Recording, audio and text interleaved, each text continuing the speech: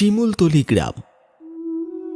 শীতের রাত, কুয়াশায় চারিদিক একেবারে ঢেকে আছে।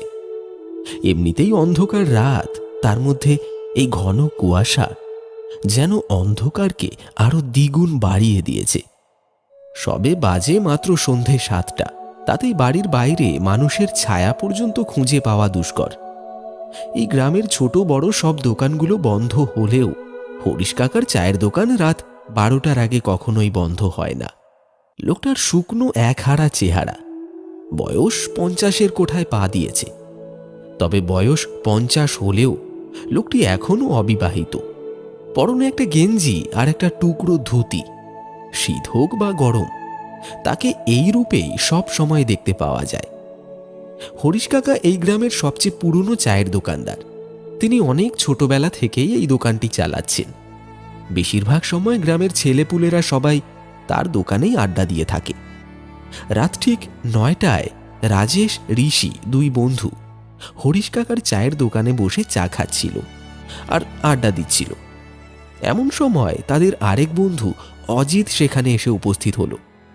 অজিতকে আসতে দেখে ঋষি তাকে উদ্দেশ্য করে বলল, কিরে অজিত, তোর আসতে এত দেরি হলো যে? তোর বিয়ে করার পর থেকে আসতে এত দেরি হচ্ছে, কি ব্যাপার বলতো? আরে বুঝছিস না, বউয়ের আঁচলের নিচ থেকে বের হতে চায় না। কি সব বলিস তোরা? নিজেরা যখন বিয়ে করবি তখন ঠিক বুঝবি। কাকা, এক কাপ চা দিন তো। চা নিয়ে অজিত পাশে থাকা বেঞ্চটির ওপরে বসল। তারপর চায়ের মধ্যে একটা দীর্ঘ চুমুক দিয়ে বলল,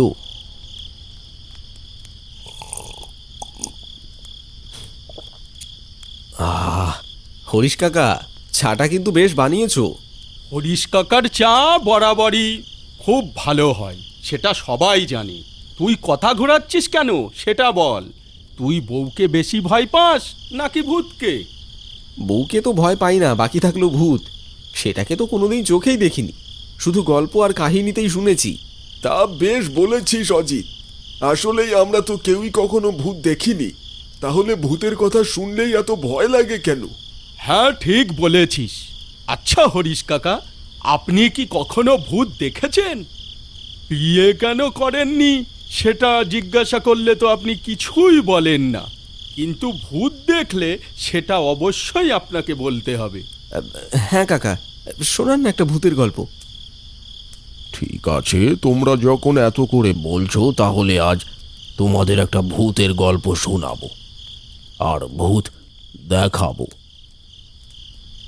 আমার যখন 10-12 বছর বয়স, তখন আমার বাবা মা দুজনেই একটি সড়ক দুর্ঘটনায় মারা যায়। আপন বলতে আমার এই পৃথিবীতে কেউ ছিল না। প্রথমে লোকেদের বাসায় চেয়ে চেয়ে খাবার খেতাম। কেউ খাবার দেয়, আবার কেউ দূর দূর করে তাড়িয়ে দেয়। তারপর ভাবলাম কাজ করব, কিন্তু ছোট বলে কেউ কাজ দিত না। বাবার দেওয়া ছোট্ট একটা বাড়ি ছাড়া আমার আর কিছুই ছিল না। এরপর আজ আমি যেখানে দাঁড়িয়ে আছি সেখানে একটা টেবিল আর একটা টুল নিয়ে চা বিক্রি করতে লাগলাম। সাথে স্কুলের পড়াশোনাও চালিয়ে যেতে লাগলাম।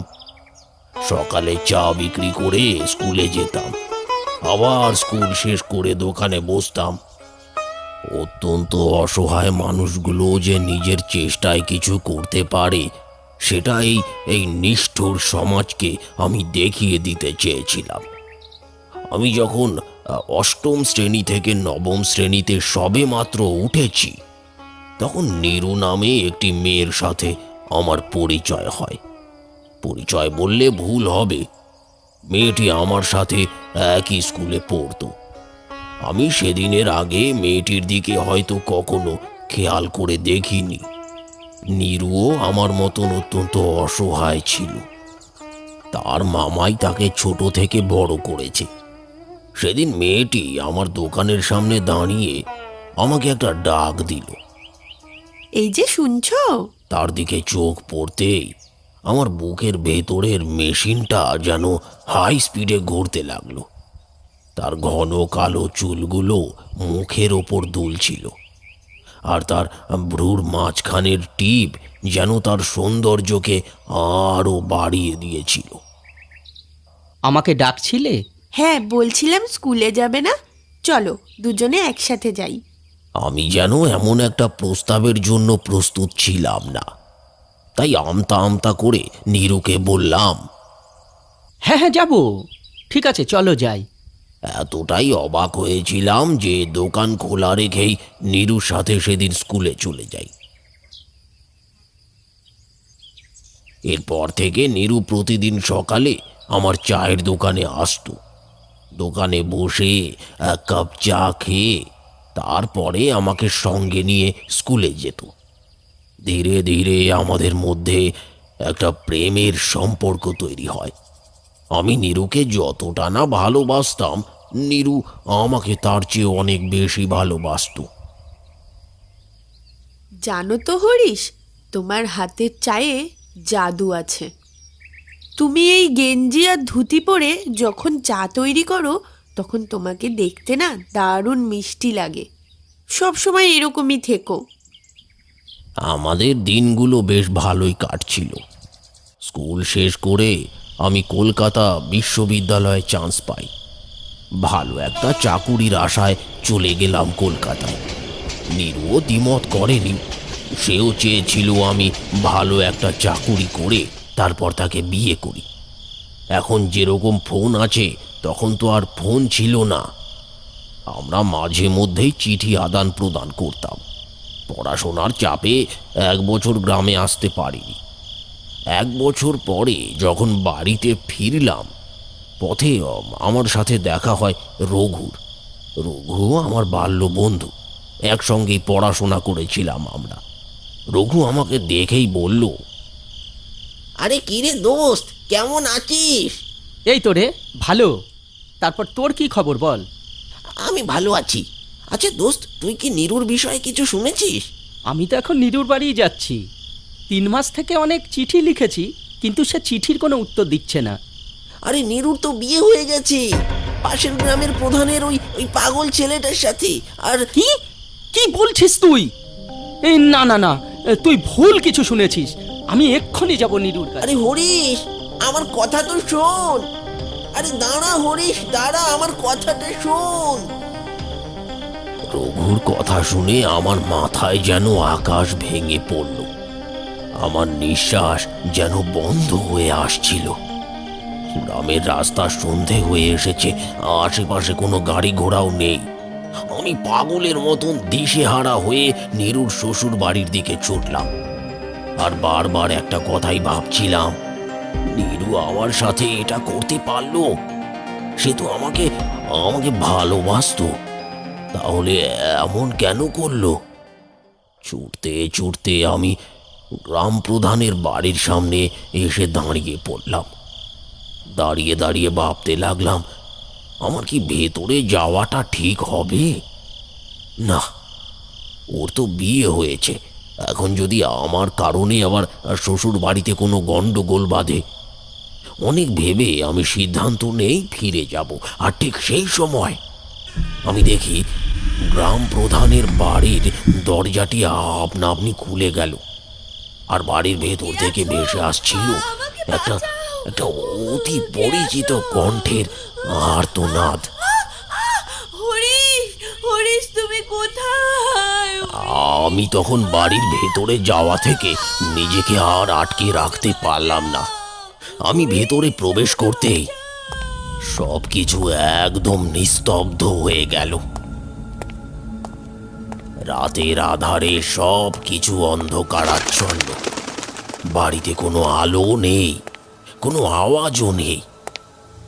আমার পায়ের আওয়াজটাই যেন বারবার আমার কানে এসে বাজছিল। আমি নীরুর নাম ধরে চিৎকার করতে লাগলাম। নীরু, তুমি কোথায়? হ্যাঁ দেখো, আমি এসেছি। তুমি ভয় পেও না, বেরিয়ে এসো, আমি তোমাকে নিতে এসেছি নীরু। আমার চিৎকারে এই ভয়ঙ্কর পরিবেশটার কোনো উন্নতি হলো না। আমার কথার কোনো প্রত্যুত্তর ভেসে এলো না। বাড়িটা দেখে মনে হচ্ছিল অনেক দিন ধরে বাড়িটা কেউ পরিষ্কার করেনি। আমি চারিদিক ভালো করে দেখছিলাম আর নীরুকে খুঁজছিলাম। হঠাৎ করেই আমার সামনে এলোমেলো চুলে আর ছেঁড়া কাপড়ে একটা পাগল এসে দাঁড়ালো।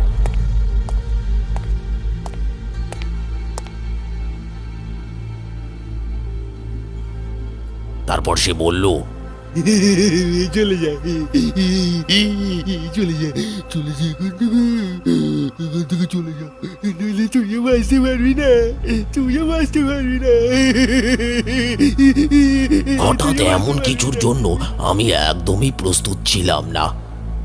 ভয়ে যেন আমার গলা শুকিয়ে গেল আর আমার শরীর ঘামতে লাগলো। পাগলটি কথাগুলো বলে ভয়ঙ্কর একটা হাসি দিয়ে ও অন্ধকারের মাঝে হারিয়ে গেল। আর আমি ঠায় দাঁড়িয়ে রইলাম সেইখানে।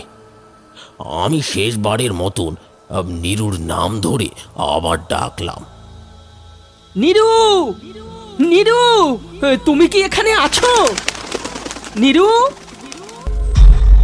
কিন্তু আমি তো স্পষ্ট শুনেছি নীরুর আওয়াজ। সে সাহায্যের জন্য চিৎকার করছিল। তাহলে কি আমি ভুল শুনেছি? মনের ভুল মনে করে আমি ফিরে আসার সিদ্ধান্ত নিলাম। আমি ফিরেও আসছিলাম, কিন্তু হঠাৎ করে কেউ পেছন থেকে আমার হাতটি টেনে ধরল। আমি সাহস পাচ্ছিলাম না পেছনে তাকানো। তারপরে নীরু মনে করে সাহস জুগিয়ে আমি পেছন ফিরে তাকালাম। আর তারপরে যা দেখলাম তা দেখে আমি ভয়ে মাটিতে পড়ে যাই। নীরু, তুমি? তোমার এ কি অবস্থা? তোমার এই অবস্থা কে করেছে?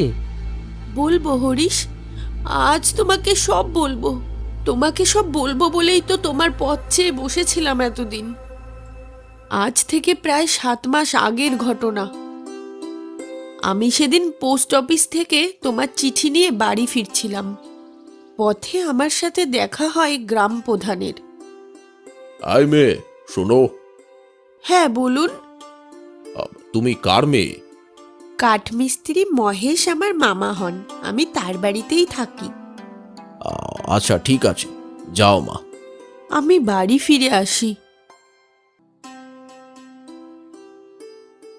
পরের দিন কলেজ থেকে বাড়ি ফিরতেই মামা আমাকে বলল, শোনো নিরুমা, আমি পাশের গ্রামের গ্রাম প্রধানের ছেলের সাথে তোমার বিয়ে ঠিক করেছি। যদিও ওনার ছেলের মাথায় একটু সমস্যা আছে, কিন্তু ওনাদের অনেক টাকা পয়সা আছে মা। তুমি অনেক ভালোই থাকবে। তোমার জন্য বিয়ের আগেই তারা 10 বিঘে জমি লিখে দিয়েছে, আর বিয়ের যাবতীয় খরচা ওনারাই করবেন। আশা করছি তুমি আমার উপরে আর কোনো কথা বলবে না। তুমি তো জানো, মা মারা যাবার পরে বাবা আর একটি বিয়ে করে।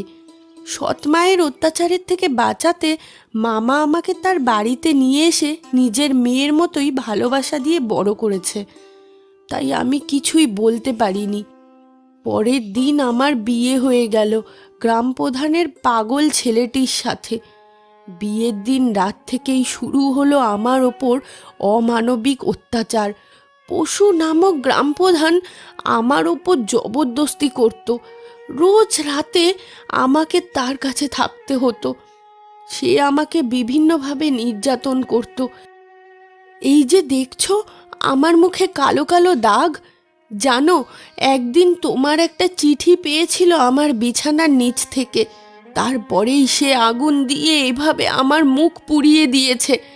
আর আমার পাগল স্বামী এইসবের কিছুই বুঝতো না। সে এইসব অত্যাচার সহ্য করতে না পেরে একদিন রাতে আমি গ্রাম প্রধানের দুধের গ্লাসে বিষ মিশিয়ে তাকে মেরে ফেলি, আর নিজেও সেই বিষ পান করি। আর আমিও চলে যাই এই কষ্টের জীবন ত্যাগ করে। আমি অনেকবারই তোমাকে সব কিছু জানাতে চেয়েছি, কিন্তু জানাতে পারিনি। আমার জীবনটা তো নষ্ট হয়েছে। আমি চাইনি তোমার জীবনটাও নষ্ট হোক। তুমি আমাকে ভুল বুঝো না। আমি তোমাকে অনেক ভালোবাসি, আর আমি তোমাকে ঠকাইও নি। কথাগুলো বলে এক বুক কষ্ট নিয়ে সে কোথায় যেন হারিয়ে গেল। তবে এখন সে রোজ আসে আমার কাছে। আমরা দুজনে আগের দিনের মতোই চা খাই, গল্প করি, তারপর আবার সে চলে যায়। আমি অনেক ভালো চাকুরি করতে পারতাম, কিন্তু করিনি, কারণ আমার হাতের চা নীরুর ভারী পছন্দ। আমার অনেক পোশাক আছে, কিন্তু আমি সারা জীবন শুধু নীরুর জন্য এমন পোশাক পরে থাকি, কারণ তাকে আমি এখনো খুব ভালোবাসি। হয়তো তোমাদের বিশ্বাস হবে না বা আমাকে পাগল মনে করতে পারো, তবে আজ তোমাদের সেটাও প্রমাণ দেব। তোমরা ওই ওই ওই পাশের গাছটির পেছনে গিয়ে লুকিয়ে থাকো। নীরুর আসার সময় হয়েছে, একটু বাদেই সে আসবে। হরিশ কাকার কথা মতো তারা গাছটির পেছনে গিয়ে লুকিয়ে থাকল। খানিকক্ষণ বাদে দেখা গেল সুন্দর একটি মেয়ে হরিশ কাকার চায়ের দোকানে এসে বসেছে। তারপর তারা দুজনে চা খেতে খেতে অনেকক্ষণ গল্প করল। তারপর মেয়েটি কোথায় যেন মিলিয়ে গেল। সত্যিকারের ভালোবাসা এরকমই সুন্দর হয়।